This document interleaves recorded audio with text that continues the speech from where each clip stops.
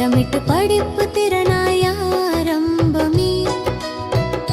செவ்வாய்க்கிழமை செயல் நாளாம், செவ்வென பாடம் சிறப்பாய் நடக்கும்.